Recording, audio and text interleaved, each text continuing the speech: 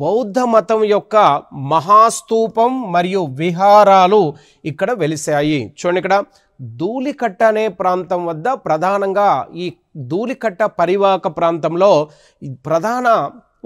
ప్రధానమైన అంశాలు ఏంటంటే మహాస్తూపం అంటే మనకి ఇక్కడ బౌద్ధుల యొక్క మహాస్తూపాలు, విహారాలు అంటే వాళ్ళు నిర్మించినటువంటి అత్యంత స్తూపాలు అంటే శాసనాలు నిర్మించేందుకు, శాసనాల చెక్కేందుకు మనకు ప్రధానంగా స్తూపాలను నిర్మిస్తారు.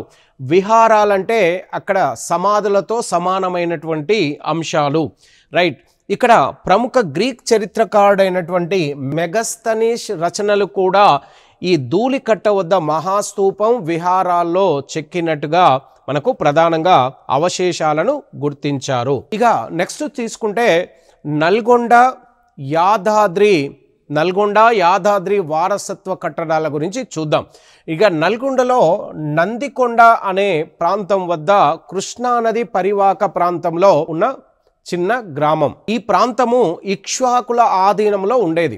చూడండి, ఇక్కడ నందికోట అనే ఒక గ్రామము.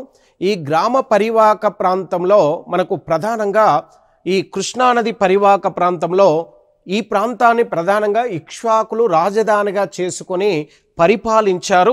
ఇక్కడ బౌద్ధ నిర్మాణాలు, స్తూపాలు, ఆరామాలు ఈ 3 రకాలైనటువంటి నిర్మాణాలు కృష్ణానది ఒడ్డున నందికొండ పరివాహక ప్రాంతంలో ప్రధానంగా మనకు కనబడుతున్నాయి.